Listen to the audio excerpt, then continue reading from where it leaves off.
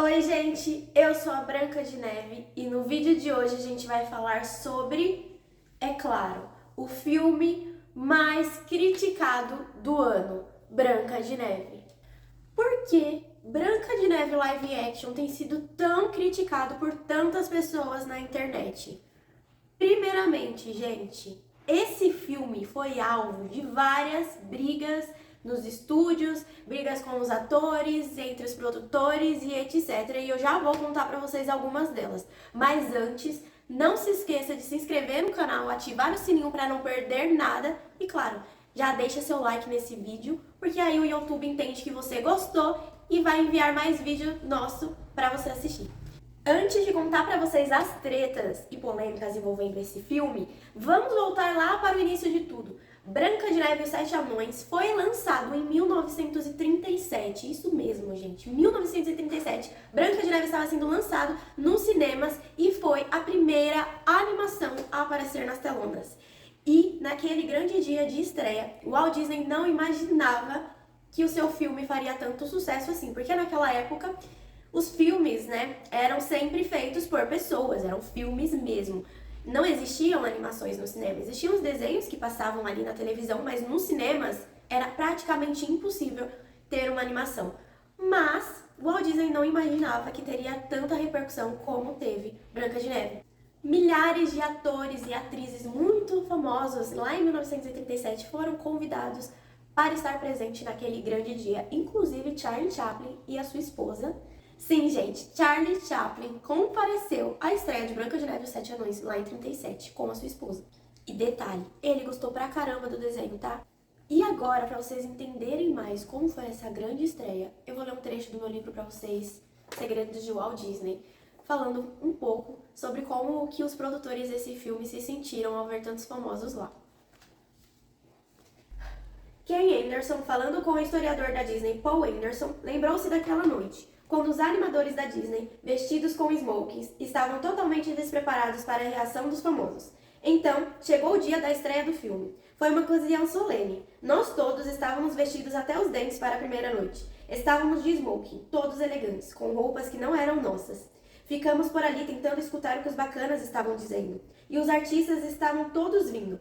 Nós ficamos só parados ali, olhando os astros e as estrelas passarem. E eles tinham vindo para ver o desenho e foram muito francos a respeito disso. Eles disseram: "Isso é um desenho animado. Não perderíamos tempo vendo essa droga, se tivéssemos escolha." E estavam meio chateados por terem sido obrigados a vir. Entraram no cinema com o nariz empinado e encheram o cinema.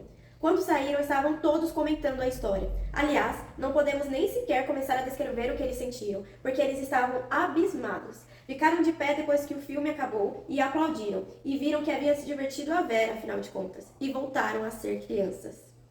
Aquelas pessoas estavam simplesmente comovidas com aquilo, com aquele desenho. Não conseguiam entender isso. Nós não estávamos preparados, nem de longe, para esse tipo de recepção. Caramba, o Walt se viu cercado de gente, assim como cada um de nós. Eles nos cercaram, perguntando: "O que vocês fizeram?" e fazendo muitas outras perguntas. Nós parados ali no saguão do cinema e os artistas todos falando sem parar sobre aquele longa-metragem sensacional. E eu, de minha parte, e sei que todos deviam estar se sentindo da mesma forma, fiquei encantado. E é claro, gente, sabendo de tudo isso, Branca de Neve e os Sete Anões, em 37, arrecadou 8,5 milhões de dólares. E até aquele momento foi o filme mais lucrativo de Hollywood, sendo que naquela época, um adulto pagava 25 centavos apenas na entrada e uma criança pagava apenas 10 centavos. E ainda assim conseguiu arrecadar tudo isso em dólares. Ou seja, Branca de Neve e os Sete Anões foi o maior sucesso de bilheteria e mudou a indústria do cinema por ser a primeira animação de sucesso. Como também a música, dos Sete Anões, Eu Vou Pra Casa Agora Eu Vou, foi uma música de grande sucesso que tocou nas rádios naquela época e todo mundo aprendeu a cantar. E foi aí que começou, essa história de músicas de animações fazerem sucesso e fazerem parte da nossa vida, do nosso cotidiano. Essa foi a primeira música, de fato, que fez parte da vida das pessoas. Em 1939, Walt Disney recebeu um Oscar por Branca de Neve e os Sete Anões, e esse Oscar foi entregue pela atriz mirim de 9 anos, Shirley Temple, que era um fenômeno naquela época. Ele recebeu uma estatueta grande e 7 pequenas. Olha só, gente, 7, simbolizando 7 anões, isso mesmo. E nas estatuetas dizia o seguinte: para Walt Disney, pelo filme Branca de Neve e os Sete Anões, reconhecido como uma inovação significativa na história do cinema, que encantou milhões de pessoas e foi o pioneiro do espetacular novo campo de filmes de longa-metragem animados. Ou seja, gente, Walt Disney mudou a indústria do cinema com Branca de Neve e os Sete Anões. Então, naquela época, além dele ter lançado esse filme, ele também até criou um espaço lá perto do cinema, onde passava, em Hollywood mesmo, com uma réplica da Casa dos Anões, e as pessoas podiam ir até lá e olhar, e, enfim, como se fosse uma parte da Disney hoje, ali perto do cinema. Algumas quadras depois, as pessoas iam lá e ficavam olhando, e aí faziam uma fila de carro, e a Casa dos Anões servia como exposição. E foi aí que tudo começou, a grande história da Disney. E por que eu estou trazendo todas essas informações para vocês? Para chegar em um lugar que eu quero chegar, em um lugar específico desse livro aqui, que inclusive esse livro, deixa eu mostrar para vocês, é um livro maravilhoso, eu vou deixar o link dele aqui na descrição. Para um verdadeiro fã da Disney, gente, é muito bom ter, porque assim, esse aqui, né, são os meus xodós. Porque você acaba descobrindo coisas, gente, que ninguém mais sabe, né? Você acaba entendendo o porquê de muitas coisas também. Então, se você é um verdadeiro fã da Disney como eu, você precisa ter esse livro aqui, porque isso daqui é praticamente um manual para você entender como tudo aconteceu. Desde o começo, desde quando o Walt Disney era apenas uma criança. Conta como foi a infância dele, a fase adulta, como que ele começou a construir os parques, o que significava para ele, tudo sobre a estreia de Branca de Neve, como foi que ele criou e etc. Tá tudo aqui. Então, se você é fã da Disney, adquira esse livro porque ele é bem baratinho, tá, gente? Ele não é nada caro. E eu vou deixar meu link especial aqui pra vocês comprarem com um descontinho. E como vocês sabem, a Disney pertence ao Walt Disney. E ele, como pai da Disney, eu acredito que a opinião dele, é claro, é muito importante. Mesmo que ele não esteja mais aqui, né? Infelizmente, ele não está mais. Mas tudo aquilo que ele criou tem um fundamento. E eu acredito, gente, que a Disney só está aqui por conta dele. E o que ele achava sobre sequências ou pegar algo que já existe e tentar transformar em alguma coisa secundária, digamos. Depois do sucesso de Branca de Neve, alguns produtores chamaram o Walt Disney para uma reunião e pediram para que ele criasse uma série com Trapalhadas do Dunga. Por quê? Naquela época, o Dunga fez muito sucesso. Tanto os adultos quanto as crianças amaram o Dunga e tiveram ele como seu anão preferido. Ele era o anão que as pessoas mais gostavam. Então, teve muitos pedidos pro Walt Disney, né, criar essa série do Dunga. E ele disse que não. E eu vou dizer agora como foi a resposta dele para vocês entenderem o porquê que eu acho que live action não era muito a cara do Walt Disney. Sou um experimentador por natureza. Até hoje não acredito em continuações. Não consigo seguir os ciclos populares.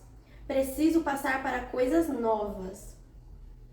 Quando os cinemas exigiram curtas da Disney com o Dunga da Branca de Neve, o Walt nem sequer quis levar esses pedidos em consideração. Como vocês acabaram de ver, o Walt Disney sempre preferia criar coisas novas. E, gente, como vocês perceberam, ele foi pioneiro em animações, né? Então, a Disney, ela é conhecida por ser a maior empresa de animação. Hoje em dia, se você falar assim, ai, sei lá, me fala um desenho que você goste muito, a maioria das pessoas vai falar um desenho da Disney, né? Também tem a DreamWorks, que é uma empresa muito legal, também tem a Blue Sky, mas a Disney é a Disney, cara. Não tem uma pessoa que você pergunte que não gosta de pelo menos um filme da Disney. Não existe. E a maioria são desenhos. Não que a Disney também não possa criar filmes com pessoas, com personagens, né, assim, humanos, né? Filmes como a gente vê aí com astros, claro que sim, até porque tem filmes de grande sucesso que a gente até já falou aqui no canal, como High School Musical, Camp Rock. Disney Channel foi um canal de grande sucesso que revelou muitos artistas cheios de talento, mas a marca da Disney são as animações.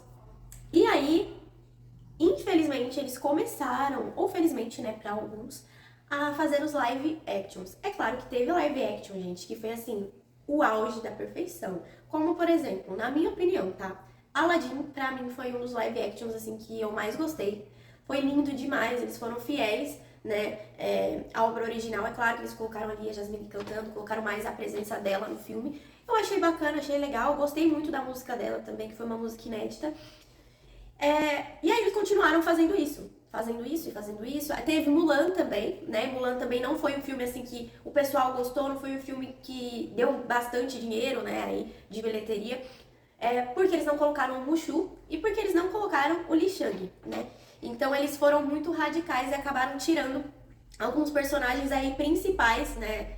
São personagens secundários, é claro que a Mulan é a personagem principal, mas eles acabaram tirando esses personagens que pra nós, fãs da Disney, são muito importantes, e aí o filme acabou ficando meio fraco, segundo, né, aí os internautas.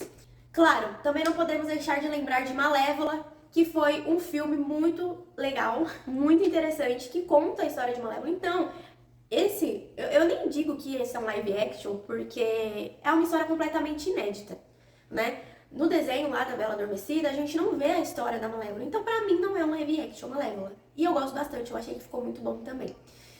Só que, o que a gente tá vendo hoje em dia na Disney? São continuações, muitas continuações de coisas que já existem, como, por exemplo, a gente já tá indo pra Toy Story 5. Eu tô triste por isso? Claro que não, porque Toy Story é meu filme preferido. Mas vamos lá, a gente já tá no quinto Toy Story. O que mais? Moana 2, Frozen 2, a gente já tá caminhando pra Frozen 3, a gente já sabe que vai ter Moana 3 também, pelas cenas ali pós-créditos que a gente viu. Então, gente, o que eu sinto é que parece que os estúdios da Disney estão cada vez mais sem criatividade, sem esse anseio pelo novo que o Walt Disney tinha. E por conta disso, nós estamos vendo aí milhares de sequências e milhares de live actions. E é claro que chega uma hora que nós, né, a gente, cara, cada hora é um live action diferente que aparece. A gente já não sabe mais o que esperar. Tem coisas que parecem que vão ficar muito boas, como o Lilo e Stitch, mas ao mesmo tempo tem coisas que parecem que vão ficar muito ruins, como Branca de Neve. Primeiro ponto sobre o filme da Branca de Neve, Os Anões. Lá em 37, o filme se chamava Branca de Neve e os Sete Anões, certo? Pois bem, nós estamos vivendo numa época em que a gente não pode, a gente tem que tomar muito cuidado com tudo que a gente vai falar, com tudo que a gente vai postar, com tudo que a gente vai escrever, porque tudo pode ser visto como preconceito. E, né, não se usa mais a palavra anão.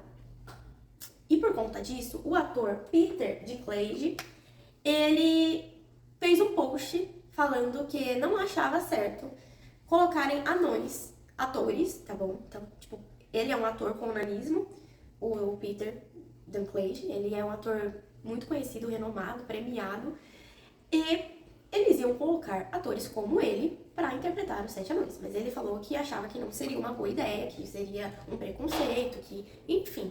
E aí, gente, é claro, a Disney, eles estão longe, eles passam longe, assim, né, de preconceito ou de qualquer coisa que envolva isso. Por isso até que eles não colocaram Mushu e Mulan, porque eles falaram que seria errado aí, seria como se fosse não um preconceito, mas como que é? Seria como uma vergonha para a China, porque a China acredita de fato em dragões, né, algumas pessoas de lá, e eles colocarem um dragão como o Mushu, que é um dragão engraçado, seria como se fosse, nossa, que audácia. Então eles preferiram não colocar, e eles colocaram o Mushu ali como uma fênix, que não falava, mas que tinha poder de proteção ali sobre a Mulan. E a mesma coisa aconteceu com Branca de Neve. Eles preferiram não colocar atores com nanismo para fazer os Sete Anões. E aí, gente, mudou até o nome, né? Porque seria Branca de Neve e os Sete Anões. Eles preferiram deixar apenas Branca de Neve. E aí começou a sair algumas imagens, né? De pessoas. Cada pessoa é de um jeito. Eu lembro que tinha um cara muito alto, uma moça média. Assim, pessoas aleatórias, 7 pessoas aleatórias. E aí todo mundo começou a falar que aquelas seriam criaturas mágicas e que não seriam os anões. E aí todo mundo começou a falar muito mal, muito mal, muito mal. E aí eles mudaram novamente, mais uma vez, e decidiram fazer os 7 anões de CGI. Quando eu ouvi falar sobre isso, eu falei, mano, não vai ficar bom isso daí, não vai ficar legal. Mas até que ficou, porque um ponto positivo pra mim nesse filme são os 7 anões. Eu achei eles lindos e fofos e legais, engraçados, eu gostei muito. Porém, eles fizeram uma coisa diferente. Eles colocaram os 7 anões como criaturas mágicas. Ou seja, eles não iam, assim como lá no desenho, trabalhar lá duro pra conquistar as joias, né, lá na caverna. Eles não trabalhavam dessa forma, eles tinham poderes. Então eles tocavam na joia, a joia saía na mão deles. Era praticamente isso. Então, não se fala que são anões, mas sim criaturas mágicas. Ok. Primeiro ponto, que é completamente diferente do desenho original, é esse. Segundo ponto, Branca de Neve não seria beijada pelo príncipe do nada. Por quê? No conto lá original, o príncipe ele aparece somente 2 vezes, em 2 cenas. A primeira cena ele aparece dando um tchauzinho pra Branca de Neve. Eita, lasqueira. E na segunda cena, ele já aparece beijando a Branca de Neve. E muitas pessoas falaram que aquele beijo foi sem consentimento. Ou seja, é aquela coisa, né, gente? A gente não pode mais falar nada. Tantas pessoas por aí olham os desenhos antigos e falam: ai, mas a Bela, ela se apaixonou pelo sequestrador. Ai, mas... deixa eu ver quem mais que aconteceu alguma coisa. Ai, mas a Ariel vendeu a voz por causa de um homem. Ai, mas a Cinderela... Gente, pelo amor de Deus, vamos parar com isso. Ou então, é porque eu não sou assim, né? Então parem com isso, sabe? Não tem necessidade. Se você tá me assistindo aí, comenta aí embaixo o que você acha sobre essas pessoas que ficam militando. O que você acha sobre os militantes de hoje em dia? Enfim. Por conta disso, eles decidiram mudar e trazer aí um príncipe mais diferentão. Um príncipe que, de fato, teria um relacionamento com a Branca de Neve. Mas ainda naquela época, lá quando foi lançado Branca de Neve, saiu uma história em quadrinho da Branca de Neve. E nessa história em quadrinhos mostrava que o príncipe Floriano, que é o príncipe da Branca de Neve, era sim amigo dela, que eles conversavam de vez em quando. Então eles já se conheciam. E o beijo não foi sem o consentimento dela, até porque ela estava... Tudo bem, ela estava morta, mas vocês acham que ela ia preferir, se ela soubesse, ser beijada e voltar à vida ou não ser beijada e continuar morta? Eu acho que ela preferia ser beijada. E eu também acho que isso não tem nem que ser discutido, porque é muito óbvio. E também sobre o príncipe, eles não colocaram ele como de fato um príncipe. Eles colocaram ele como uma pessoa que precisava de alimentos e que ia até o castelo para roubar comida. E isso não me incomodou tanto, porque, assim, é claro que se tivesse o príncipe Floriano eu ia gostar, mas não me incomodou, não senti tanta falta dele, até porque no filme original ele quase não aparece. Ok. Terceiro ponto. A escolha da Rainha Má. Ela foi escolhida, né, a Gal Gadot foi escolhida para interpretar a Rainha Má. E de fato a Gal Gadot é uma das atrizes mais bonitas da atualidade. E pelo fato dela ser uma das atrizes mais bonitas da atualidade, julgaram muito a Disney por essa escolha, porque falaram que nenhuma Branca de Neve seria superior à beleza da Gal Gadot. E também, gente, julgaram bastante a atuação da Gal Gadot nesse filme, principalmente na cena em que ela canta.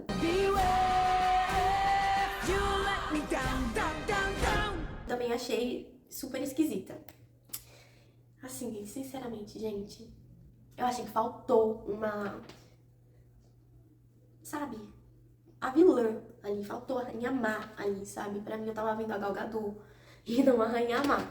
Mas apenas essa cena eu achei estranho. O resto, eu assisti o filme original, tá? Eu não assisti dublado. Exatamente por esse motivo, né? Pra poder ver, de fato, a atuação delas. E eu achei a atuação da Gal Gadot até que legal, exceto pela música. Mas de restante, eu achei que tava bem legal. Não achei que tava tudo isso que as pessoas estavam criticando na internet, não.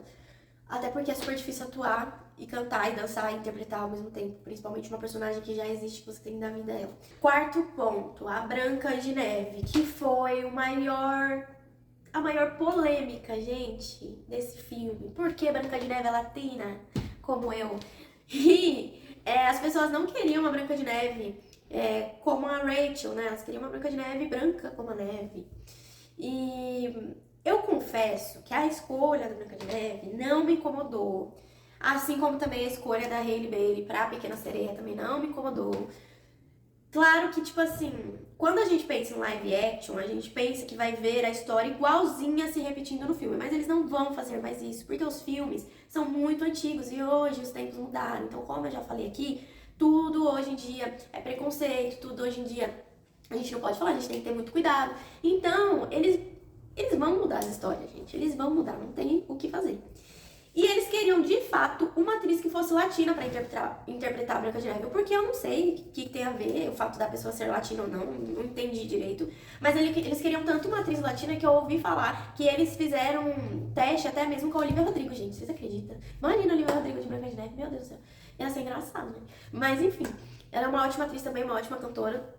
Mas a escolhida da vez foi a Rachel. Inclusive tem até um teste que a Rachel fez pra ser a Pequena Sereia. Se eu encontrar, eu vou colocar aqui pra vocês verem. What would I pay to spend the day warm on the sand? Bet your homeland they understand that they don't reprimand their daughters. Bright young women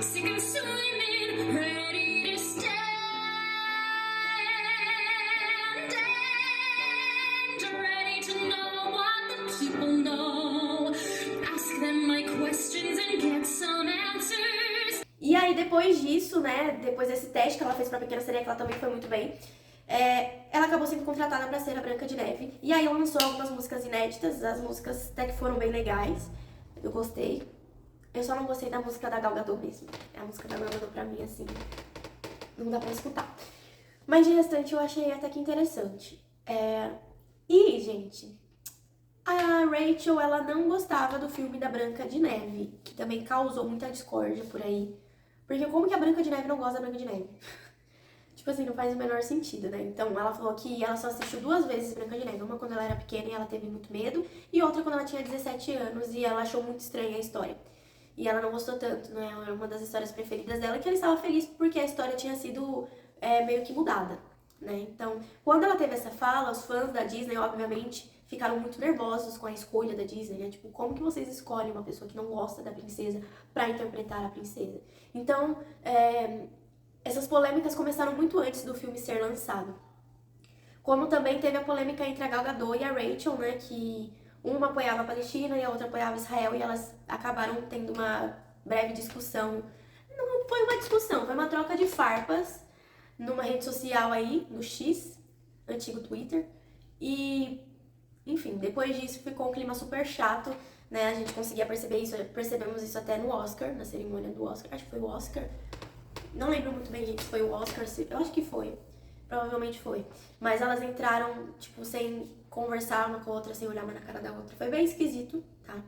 Então, são muitas polêmicas. Muitas. Mas, vamos resumir e eu vou falar a minha opinião pra vocês. Eu acho que não tinha necessidade de fazer esse filme, nenhuma.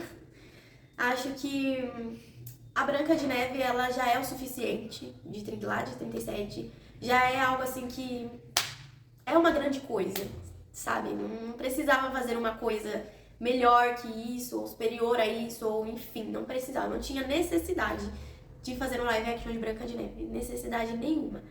Mas eles fizeram, a gente assistiu. Eu gostei. Talvez lá no futuro eu assista de novo, bem talvez, mas não é um filme que eu falei, nossa, que filme incrível. Parabéns. Não é um filme que causou em mim o que Branca de Neve causou naquelas pessoas que eu li pra vocês, lá naquele dia, em 1937. É claro que naquela época era tudo muito diferente do que é hoje. Por isso mesmo eu digo, um desenho naquela época causou todo esse alvoroço. Mas um filme hoje, com tanta coisa diferente, com tanta tecnologia, não causou em nós a mesma emoção, o mesmo sentimento. Ai, eu vou tirar isso daqui. Gente, o pôster caiu porque eu colei ele com fita adesiva. E é claro que ele não ia ficar, né? E eu vou tirar ele porque ele já me assustou 3 vezes. Eu acho que não tinha necessidade nenhuma, mas já que ele tá aí, ok. Tudo bem. Bacana. Eu acabei de pesquisar no Google e até agora Branca de Neve Live Action arrecadou no mundo todo 194,1 milhões de dólares. Arrecadou, com certeza, e muito mais do que lá em 1937, obviamente, né, gente? Mas vamos pensar aí também na quantidade que é o ingresso hoje e também na acessibilidade, né? Porque naquela época não passou Branca de Neve no mundo todo. Passou só ali mesmo nos Estados Unidos e parece que ele foi traduzido em espanhol. E é isso. Então, gente, eu sempre vou defender a obra original de todos os filmes. Todos, não importa. Sério, não importa mesmo. Imagina só um live action de Toy Story, seria super esquisito, né? Enfim, ainda bem que a Pixar não inventa de fazer live action, graças a Deus. Porque se inventasse seria muito estranho, né? Mas, por conta disso, né, apesar de ter arrecadado 194 milhões de dólares, Branca de Neve live action não foi o que os estúdios da Disney esperavam. E eu ouvi falar por aí que por conta disso eles acabaram cancelando o live action de Rapunzel, que também já estava causando algumas polêmicas. E aí, né, não sei se vai ter mesmo. Mas o que vocês acharam de Branca de Neve live action? Vocês gostaram? Vocês acharam ruim? O que vocês gostaram, que não gostaram? Me conta nos comentários e também me conta Se vocês gostam de live action ou se vocês são como o Walt Disney e gostam apenas de coisas novas e inéditas. E esse foi o vídeo de hoje desse filme super polêmico, que muita gente odiou, que algumas gostaram e falaram, ai, mas por que tá todo mundo falando que não gostou, eu amei, e outros falaram, nossa, esse filme é muito ruim, a Gal Gadot é uma péssima atriz, porque até agora a Gal Gadot era uma atriz e tanto, mas depois desse filme todo mundo tá julgando a coitada da Gal Gadot, falando que ela atuou super mal. A Rachel também tá sendo, né, apedrejada porque não gosta da Branca de Neve. E aí, o que você acha? Me conta nos comentários pra eu saber. E não esqueça de se inscrever no canal e ativar o sininho pra não perder nenhum vídeo. Um beijo e muito obrigada por assistir até aqui. Fiquem com Deus e tchau!